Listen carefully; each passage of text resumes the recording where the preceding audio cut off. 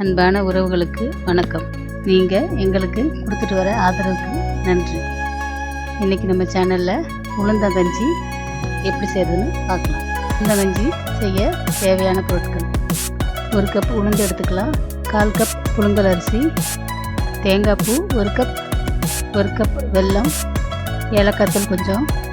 இப்போ ஒரு பாத்திரத்தை எடுத்துக்கலாம். அதில் 1 கப்பு உளுந்து, 1/4 கப் அரிசி எடுத்து நல்லா 2-3 வாட்டி நல்லா கழுவிக்கோங்க. கழுவிட்டு 2 கப்பு தண்ணி ஊற்றி ஒரு 2 மணி நேரம் ஊற வச்சிடலாம். உளுந்து நல்லா ஊறட்டும். கிரைண்டரை கழுவி உளுந்தை அதில் போட்டு நல்லா ஆட்டிக்கலாம். கொஞ்சமாக இருந்தால் மிக்சியில் போட்டு கூட அரைச்சிக்கலாம். கிரைண்டரில் ஆட்டினா மாவு நல்லா புசு புசுன்னு வரும். ஸோ அதனால் நம்ம உளுந்தை கிரைண்டரில் போட்டு ஆட்டி எடுத்துக்கலாம்.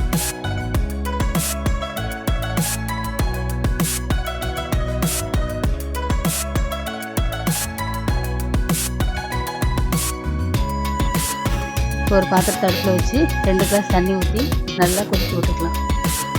இப்போது அரைச்சி வச்ச உளுந்தை அதில் சேர்த்துக்கலாம். இப்போ உளுந்தை கொட்டி நல்லா கிண்டி விட்டுகிட்டே இருக்கணும்.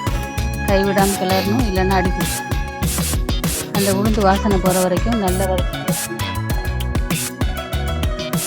கஞ்சியோட கலர் மாற வரைக்கும் நம்ம அதை நல்லா கிளறிட்டே இருக்கணும்.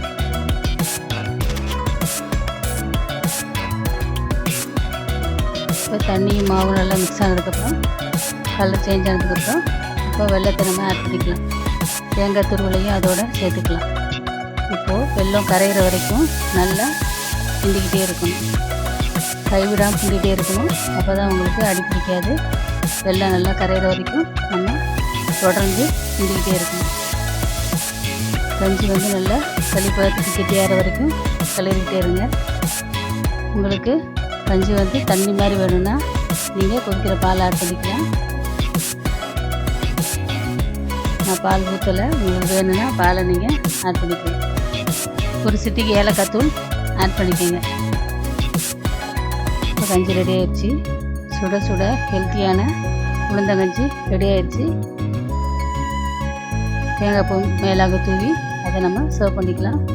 இந்த உளுந்தங்கஞ்சி ரத்த படபடப்பை போக்கும், கொழுப்பு குறைக்கக்கூடியது, எலும்புகளுக்கு நல்ல வலுவு கொடுக்கும். ஸோ இந்த கஞ்சியை ஈவினிங்கில் நம்ம ஸ்நாக்ஸ் மாதிரி எடுத்துக்கலாம். இந்த கஞ்சியை குட்டீஸ்லேருந்து பெரியவங்க வரைக்கும் எல்லாருமே சாப்பிடலாம். ரொம்பவும் ஹெல்த்தியானது, டேஸ்டியானது. தேங்க்ஸ் ஃபார் வாட்சிங். Next recipe will be coming soon.